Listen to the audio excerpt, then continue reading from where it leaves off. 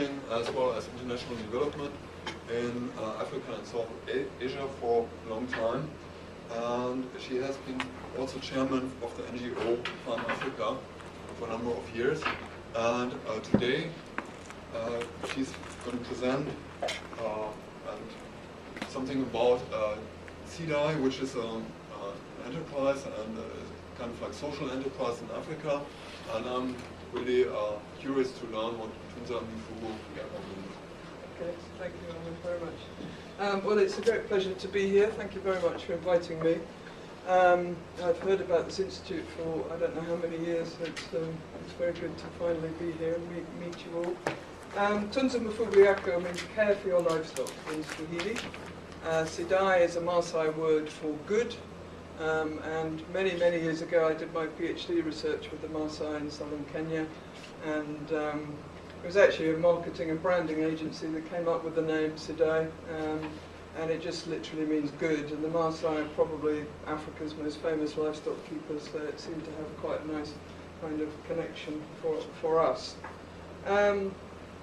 As Armin said, I come from a research and postgraduate teaching background. I met Dave many years ago teaching at AIT in Bangkok. And then I went back to Africa and worked in the field for a long time in development, working for an NGO, working in a rather traditional kind of international development model. Which frankly, as chief executive of Farm Africa, I got increasingly fed up with, and I found it to be so dysfunctional in so many respects, and I felt that a lot of what we were doing in Farm Africa on the ground was providing services to farmers, and farmers were prepared to pay for those services. People were making money giving those services, and I thought, isn't that what's called a business? So for the last 6 years, I've had this thing in my mind of building a financially viable business that delivers services, quality products to livestock keepers, wherever they may be, and most particularly in the very remote parts of Africa. We started in Kenya because I knew it very well and I thought that the model would work there. But increasingly we're getting huge interest in the region for the model to expand, and there's a real interest at the moment for us to move into lots of new countries. So I put this slide together just this morning just to make the point. I know you're all fish people, and I know most of you have been very engaged in Southeast Asia and South Asia. Probably in terms of international development here, but I really wanted to make the point about the importance of livestock to people in Africa. They play so many different roles, but fundamentally they are the households, typically the main asset. So if they die, households are screwed basically, and that's the cause of a lot of the destitution that you see in the Horn of Africa, people losing livestock, either from drought or from epidemic diseases, and they're fundamental to people surviving challenges that they face, as well as actually generating cash as part of a livestock value chain. And many professionals that you meet in Nairobi, their education was paid for from the sale of milk from dairy cows. There's a very large and relatively well-developed smallholder dairy sector in Kenya, and many generations of people have been educated on the back of income earned from milk. So livestock are fundamental to people, and there have been some quite interesting new studies sort of re-evaluating the contribution of livestock to economies. And studies in Ethiopia and Kenya came out with quite staggering figures showing that livestock contributed more than 50% of the agriculture GDP in those countries. So livestock are important, but in places like, for example, the north of Kenya, which is a very dry, drought-prone area that I'll talk about a little bit, hugely challenging area, which is the area currently inhabited by a lot of Al-Shabaab terrorists and quite a lot of inter-ethnic conflict, but that's where the livestock are, and hugely valuable livestock sector with millions and millions of livestock living in very dry conditions, typically in nomadic herding systems. And that's where most of the national herd is found, valued at well over $3 billion, huge potentially contributor to the national economy. But actually they only have about 1% of the very few vets, qualified veterinarians that there exist in the country. So livestock keepers there are, of course, hugely challenged to keep their livestock healthy and productive. So if you do keep livestock in Africa, I feel quite sorry for you, frankly, because you are challenged hugely to get the inputs that you need to keep your livestock healthy and productive. You also are challenged to get technical advice as well, reliable technical advice. And of course you're challenged by markets, and as a result, livestock sector, I feel, underperforms, it's underinvested in, and it performs generally very, very poorly. The two main livestock sort of very productive kind of market-orientated livestock enterprises are really the smallholder dairy sector and the growing but still very small commercial poultry sector. But for pastoralists, they are really struggle to get access to good markets. And as a result, when there's a drought, you get situations like this, with animals, weak animals, just dying in the market when they arrive, and people snapping them up cheaply because they're on the point of death and people are desperate. So there's a very huge inefficiencies in the livestock marketing chain in many parts of Africa. As happened really across the world, in the developing world, really in the early to mid-90s in Kenya, through the structural adjustment programs really encouraged by the IMF in the Kenyan setting, there was a rapid decline in government subsidised veterinary services, which was the kind of legacy from the colonial subsidised veterinary services, where government vets would come, they'd vaccinate your cows, they might even do free AI to your dairy cattle, and it was all highly subsidised. But it was never particularly efficient in the way that it delivered things, and as a result, what happened was that there were no vets employed on graduation from about 1992 in Kenya. And what was supposed to happen, according to IMF economists, was that the private sector would come into the vacuum left behind by the retreating government service. But what you actually find is that you've got a private sector that's very, very focused on the dairy and poultry enterprises, very poorly regulated, very, very weakly regulated. And as a result, I describe animal production being overly medicalized, I think. People are just relying on bottles of antibiotics to solve fundamental animal husbandry problems. People are keeping poultry in poor sanitary conditions, so they're pumping them full of antibiotics. And you've got all sorts of sort of crazy things where you've got antibiotics and in some cases very highly toxic prescriptions, only medicine, being sold along with motorbike spare parts. And often by totally unqualified people. Probably 95% of the retailers selling animal health products are completely unqualified. And this, of course, is a huge challenge for livestock keepers, knowing what is what. On the other side, you've got the kind of dry areas I described earlier in the north and the east of Kenya, which are now basically disaster areas, sort of basket cases, which is where there's a lot of humanitarian assistance going in. So you get a drought declared, there's this well-trodden cycle of emergency support that goes into these areas. A drought is declared by somebody, USAID agency or UN agency, and then NGOs mount their campaigns to raise money. The donors have to give money because the malnutrition levels are growing. Children are starting to get dangerously malnourished. So money piles in for the emergency situation. There's a drought, and a lot of what people actually do is that crazy things like emergency vaccinations, for example. That's a classic one that a lot of NGOs do. So they vaccinate very malnourished, dehydrated animals and often will kill them. Or they do free deworming programs for sheep and goats. That's a common little ruse going on at the moment, which basically does nothing because it's a drought, so sheep and goats haven't got any internal parasites anyway. It's pointless to deworm them, and what happens is that there's corruption and side selling into the market, depressing the prices for everybody who's actually trying to make a living in these situations. So we've actually just done a study of the impact of livestock emergency interventions, trying to advocate for a much more sustainable approach.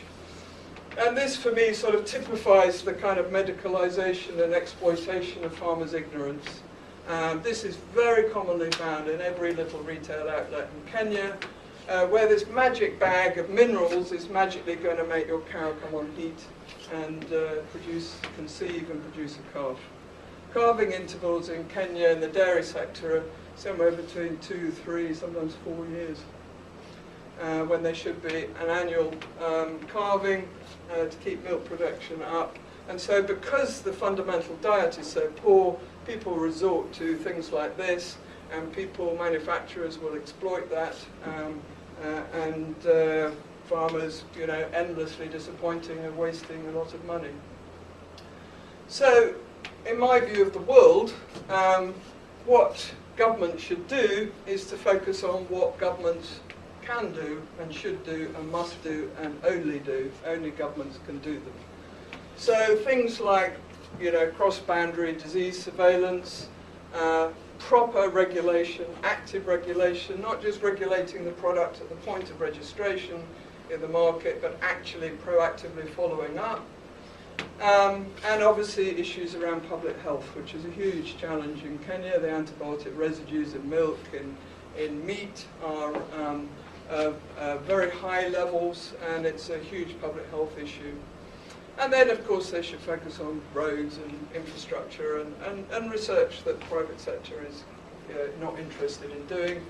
But basically, I believe that everything else should be left to a properly regulated private sector, focusing not just on clinical treatments, but on preventing disease, on really building a productive livestock sector. Just some data. This is actually from West Africa. We're just about to do a big study on drug quality in Kenya. We've finally got some money from somebody and have a good partner to do that. But this typifies the market in Africa, where nearly 70% of the products in the market are substandard. And that may be substandard because of poor manufacturing quality, adulteration, or out-and-out counterfeiting. So even if you can find a qualified person, you may not necessarily get a good quality product, and so inevitably there'll be disappointments along the way. And you've got poor quality products being fed into a poor system of treatment and handling, and sticking a box of antibiotics in the sun for a few hours doesn't help it at all. And we've got people that we work with in the far north who tell me that if they keep antibiotics in their little tin sheds at 40 degrees centigrade, they start exploding after about 2 or 3 weeks. It's a huge challenge in handling these kinds of products well in these situations.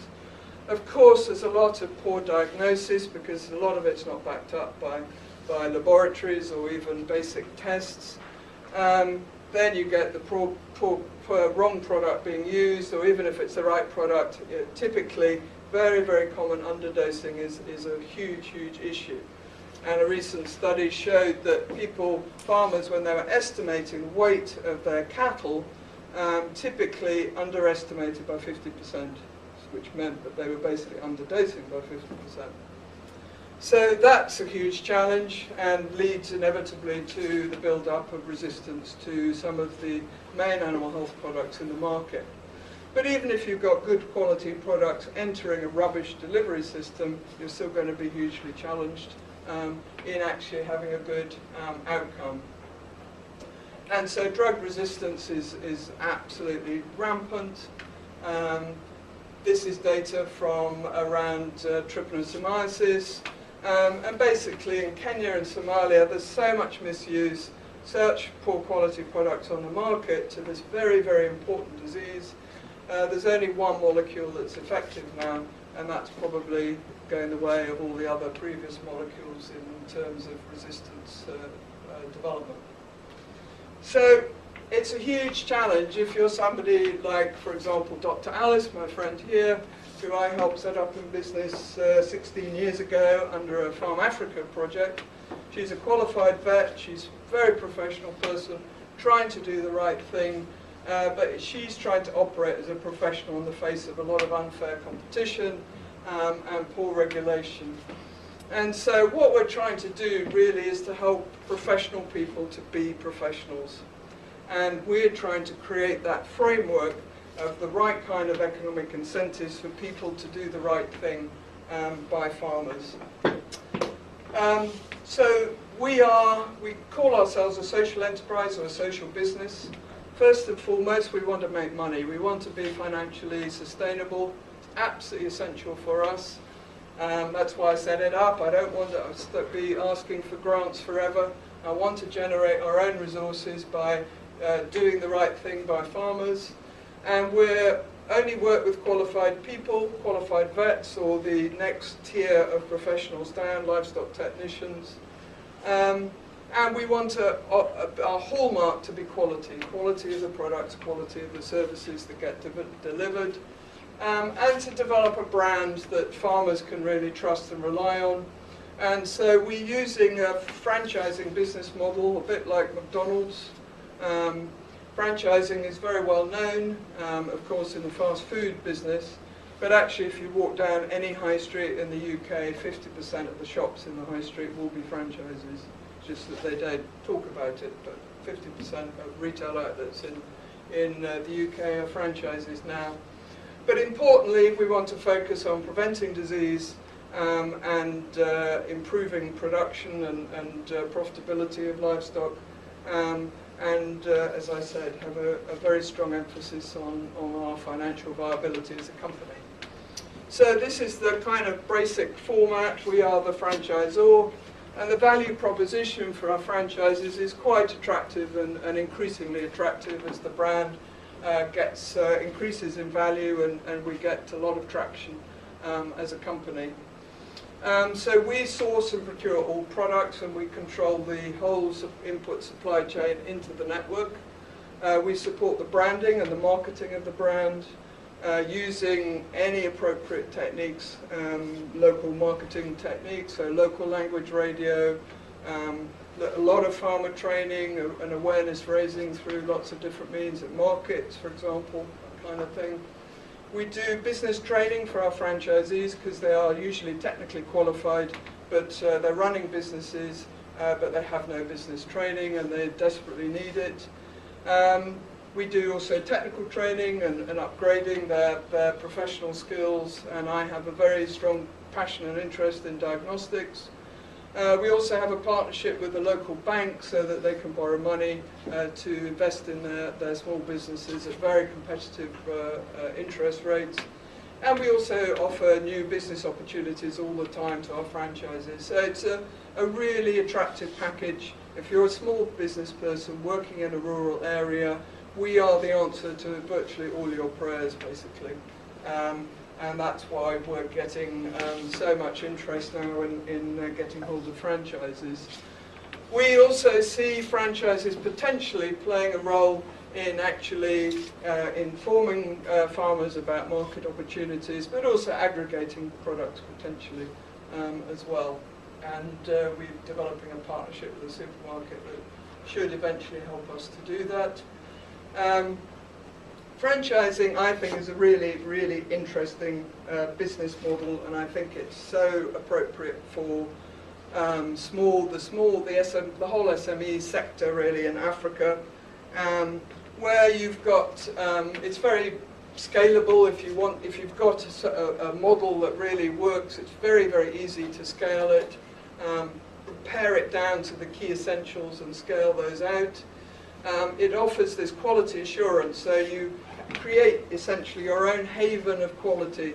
If the regulators are not going to ensure quality, then I want to create a haven of quality that people can come to, and it over time, as we show that this is the best way of actually doing business, we hope that we can start to drive out malpractice and put the crooks and the quacks out of business. But very importantly, as I've learned since starting the company, the economies of scale that we are bringing to the whole input supply chain is very, very important. And if you're a small retailer in a remote area, you are in a very weak bargaining position with your suppliers typically. They'll come, they'll offer you a price, and you take it or leave it mostly. We, through our buying power, and already we're the biggest buyer of livestock inputs in Kenya. And that doesn't say much about us, but it says a lot about how fragmented and I think inefficient the whole input supply chain is. So currently we have 75 outlets now. We've been going for a little over 2 years in trading terms. We have a sort of hub and spoke classic distribution model. So these little yellow houses here are what we call company-run stores. So these are outlets that we run ourselves that showcase the brand and that demonstrate what Sidai is about, but they also carry stock because of inefficiencies from our suppliers. They're always out of stock in critical products. So these places carry some buffer stock, and then they supply to a network of franchisees around them.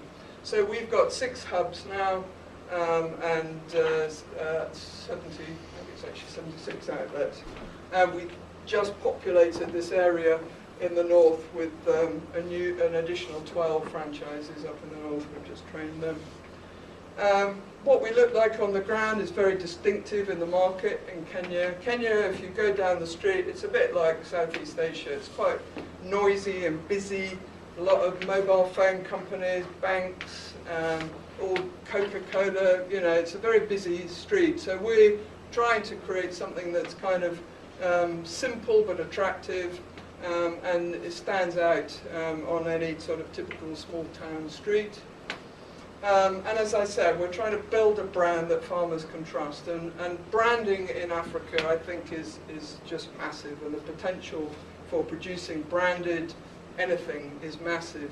If you can produce a brand that actually delivers on what it's trying to deliver on, then people are just so attracted to it.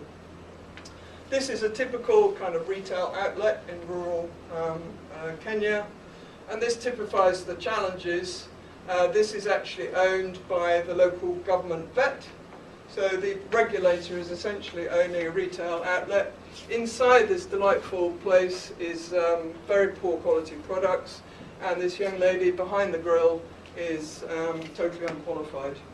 So you can see some of the problems.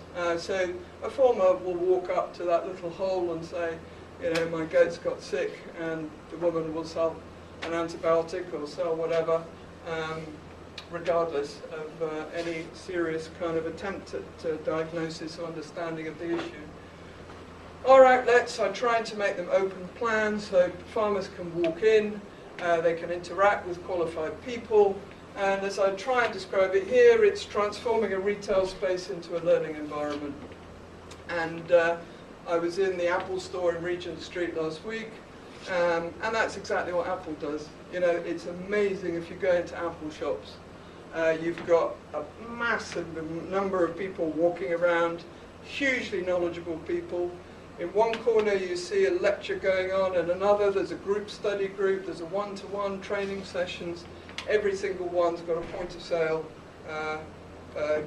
bit of kit on their hip that can all sell as well as give you knowledge. Now that's selling one very narrow product line. What we're trying to do is that to make it so that farmers will never buy something that they don't. They'll never be sold something that they don't need. They will always be told how to use it, and they will always be asked what the issues are and some proper questioning going on. And I'm trying to build small laboratories just with a simple microscope, simple tests for internal parasites, blood parasites, that kind of thing, so that everybody is properly informed about what the hell's going on in the livestock population. I should also say that we are, because I see them here, we aim to be a one-stop shop. So we do stock crop inputs as well, and in some areas that can be 40% of our business, but the emphasis of the company is very much on the livestock side. So we're trying to shift a lot of very poor practice away from just treating symptoms to preventing disease, stocking quality products and having more accurate diagnosis, all this underpinned and supported by regular farmer training. So this is not just a retail outlet, this is what I call a livestock service centre from which people go out to provide on-farm clinical services as well as farmer training. Adding value to the product. Will never be the cheapest product in the market, neither will we be the most expensive. We'll be on par with everybody else in the market, but we're always adding value to whatever we sell. And in that way, we hope to build that lifetime relationship with farmers that attracts farmers, their children, to be buying from Sidai in 20, 30 years' time, and so on. So these are some of my lovely franchises. They're all, as I said, livestock technicians. These two are unusually a partnership. Those are two livestock technicians way in the far north, right on the border with Ethiopia. And they've got a lot of vaccination going on, which is fantastic. There is, after a rigorous selection process, and everybody in franchising will tell you that selecting your franchisees is absolutely critical. We do an induction training program for franchisees, and then at the end of it they have to sign a franchise contract. And that's a proper, it's not an MOU or anything like that, that is a legal contract. That they can use our brand and that they must do certain things and we will do certain things in return. So the contract very clearly sets out what the kind of red lines are in the relationship and what we will do for them. And it's very, very important that to deliver on the brand, the contract has got to have teeth. And we've already defranchised, I think, 5 or 6 people, and mostly that's for non-payment. And the whole sector is riddled with debt and people handing out short-term credit and not following up. So we are instilling good business discipline in all our franchises about payment and that kind of thing. And as I said, I'm very keen on getting this. For me, it's what I'm trying to build is actually an extension service that just happens to be self-financing and is also professional. For me, it's all about the knowledge. The products come behind the knowledge, not the other way around, as in the current situation. And this is absolutely critical, I think, to doing the right thing for farmers. We're also a distributor of this new vaccine for East Coast fever, which is the biggest killer of cattle in East Africa. It's a tick-borne disease, and it's a wretched disease to control, and farmers can easily spend 5,000–6,000 shillings on treating a cow, and one dose, which gives lifetime immunity of this vaccine, it costs 1,000 bob. So it's a no-brainer from a farmer's perspective, but it's a very new, very complicated vaccine because it's an infection and treatment vaccine. It's a very primitive vaccine. It does work, but it's quite complex to administer as a result, so it's not so easy. And we partner with GalvMed, which is based at the Modern Research Institute just down the road outside Edinburgh, who've invested to bring this livestock vaccine to market. As I said, we are focusing a lot on farmer training. This is Moses, who's a vet, who's one of Kenya's top poultry vets. He's got a little business right on the edge of Nairobi. He's turning over about $30,000 a month in business, mostly poultry products. He does day-old chicks, poultry feed, vaccines, everything. And he's now expanding his business through adding extension staff, providing training. So it's proving that the sort of fundamental hypothesis works, that you can grow your business on the back of doing professional, effective farmer training. We've also just signed a big contract with Brookside, which is the biggest milk processor in Kenya. So we want to see a Sidai franchise beside. This is a milk hub, cooling tank in there. and so farmers bring their milk there, and we want to see a Sidai franchise, and they want to see a Sidai franchise beside every milk cooling plant in Kenya. So this is a huge thing for us, massive thing for us, because Brookside is a massive company. It does happen to be owned by the President of Kenya, which probably helps, but it's a very professional, very well-run company. We also, as I said earlier, have this just a small partnership starting with the Chumi, which is a major supermarket group, with a focus on the kind of value sector, the poorer people in Kenya. And they've got supermarkets in increasingly upcountry, rural parts of Kenya. And now they want to see Sidai franchises inside their supermarkets as a specialist shop, which is a great opportunity for us. The north of Kenya is hugely challenging. As I said, it's inhabited by mostly nomadic or semi-nomadic people, keeping camels, sheep, goats, and a few cows. Very poor infrastructure. This is a little place called Maikona on the edge of the Chalbi Desert, way in the far north of Kenya. You can see this is typical. There's a mobile phone mast there, solar-powered mobile phone mast. So you get good mobile phone reception there, but go 10 kilometers away and there's absolutely nothing. There's no roads, there's no mobile phone, and there's very poor infrastructure. But that's where most of the livestock are. So what we're trying to do is, even in these very frontier kind of markets, dominated, as I said, by donor-funded livestock emergency kind of interventions, we're trying to build a business, which is not so easy. But trying to work with people like Shukre here. He lives in a place called Garabatula. As you can see, it's quite challenging to brand a little mud hut, but we're trying to build something that so stands out for people in these areas as offering a lifeline to something better, where now Shukri's got a solar-powered refrigerator. He's well stocked with vaccines, can offer vaccines to anybody at any time. And importantly for me is creating this stable livelihoods in these places, because there are vets from the north of Kenya.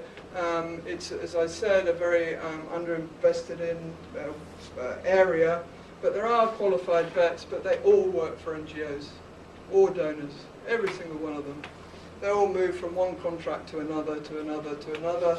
And as a result, there is no real opportunity or incentive for people to get off the kind of NGO treadmill to actually start to build businesses.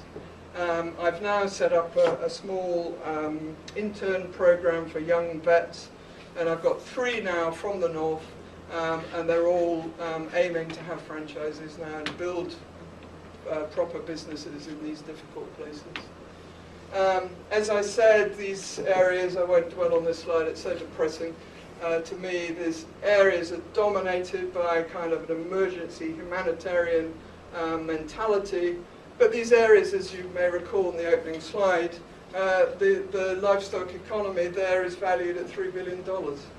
So, and yet they're viewed as people who require emergency interventions the whole time. So as a result of all this donor sort of funded money coming in, distorting the markets, you've got a sort of psychological dependency from people there who expect handouts and freebies all the time, and an undermining of professional people there as well, who get distracted and skewed towards this very short-term thinking about developing the livestock sector there. So we're trying to challenge that and build a whole kind of effective network, going from our company-run stores here, this is one in Isiolo, out to people like Shukre, supplying franchises, so having about 10 per county, and then below Shukre actually having mobile agents who may be trained pastoralists, and all this in parallel with a solar-powered cold chain in every corner of the country that we as a company are responsible for. There's tons of solar refrigerators that have been dumped in the north that don't work, are not stocked, because nobody's really responsible for them at the end of a typical short-term project intervention. if we could have healthy, more productive animals, then it opens up new market opportunities, both domestically in Kenya, in the region in East Africa, but also into the Middle East as well, so that Australia stops shipping their sheep from northern Australia, and people in the Middle East buy beautiful Kenyan goats instead. But there's no reason why this can't happen. Those livestock are very productive, they're very high quality, and we need to develop a much more active market and a better market linkage, and we need better livestock quality livestock feeding into the marketing system. The huge challenge that we face as a company, and the biggest challenge to our profitability, is on the low margins that we receive on the products that we sell. And I feel very, very strongly about having a fair input supply chain so that you get the rewards for the efforts that you put in. Manufacturers make a ton of money, importers make a ton of money, distributors make a ton of money. People like Shukri, who are out in the hot sun, actually working directly with livestock and the people who keep them, make a tiny amount of money. And that's just simply not fair, and I don't think it needs to change. So, as I said, what we found is that all our suppliers are on at least 40–50% margin. So they're importing stuff from India, from China, they bring it through Mombasa, they stick it in a warehouse, drive it down a tarmac road to their wholesaler, and that's it, and they're taking 50% margin for that. Whereas Boron Shukri is on 10–20% maximum, absolute maximum. So we're intervening into this, I think, very dysfunctional distribution network that doesn't get products efficiently to every corner of Kenya at all, and doesn't really encourage people to grow. Well, it doesn't give them the ability to grow their businesses at all. So what we're trying to do is essentially to build our own input supply chain, working backwards from our rural distribution network. And so what we're doing is importing directly ourselves, cutting out lots and lots of middlemen who I think add no value at all. We're also manufacturing our own branded product, taking advantage, making use of the brand that we've invested in and worked so hard to build. And we should have our own branded products in the market in the next couple of months. And I think that they will go really, really well because people are so excited about the brand and what we're offering. And also, screwing our suppliers for as much margin as we can get, basically. Because now we're controlling so much of the distribution, we're doing it in a professional way, and we're getting so big in the market that people now have to talk to us and pay attention to us. We couldn't do this before because we were just too small, our volumes were too small, but now we're really putting a bit more pressure on people to really bring as much value as we can down to the grassroots. Just very briefly, we've got some interesting research partnerships developing, and this is, I think, absolutely mind-boggling stuff. This is a pad test, a paper-assisted diagnostic test, kit for drug quality. This is for human antibiotics, but I've just helped the professor of chemistry at Notre Dame University to get quite a big grant to develop a full set of test kits for all the major animal health products in the market in Kenya. And I think that will just change everything, I think.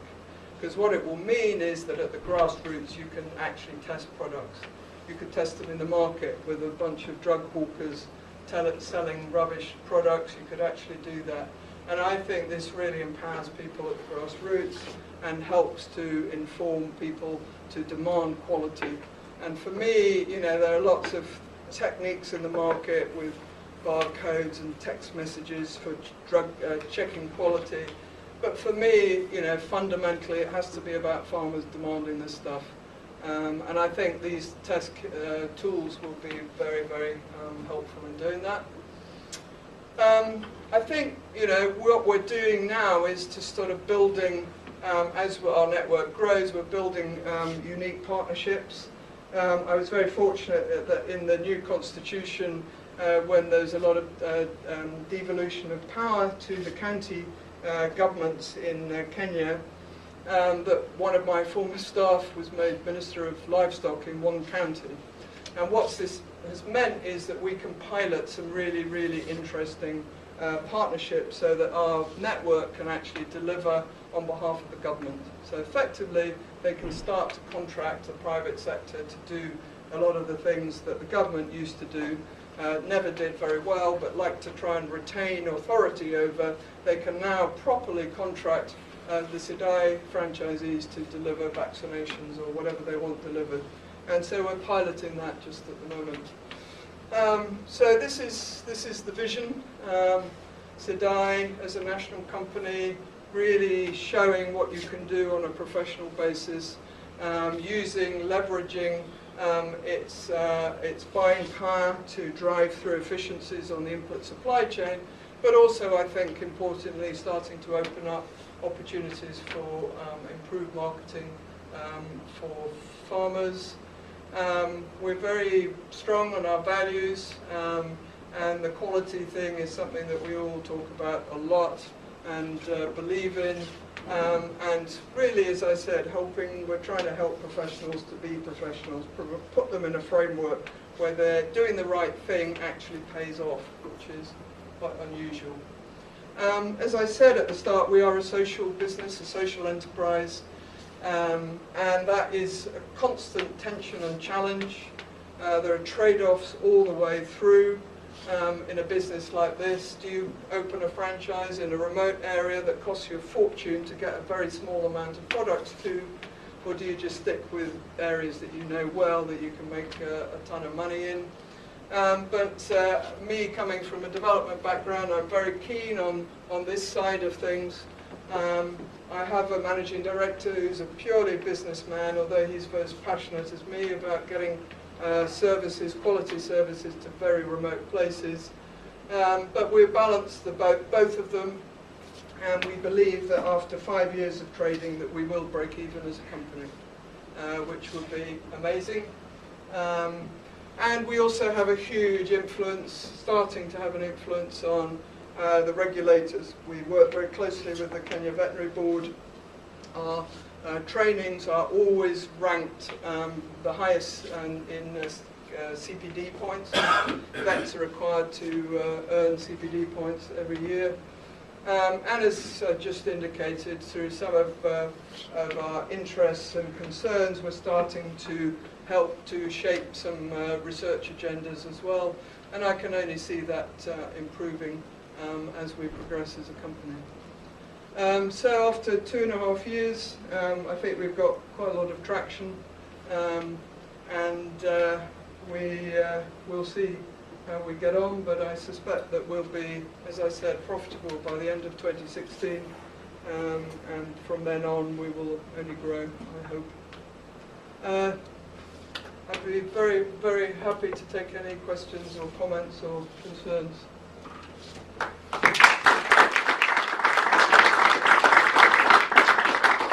Christie, for a very interesting and stimulating talk.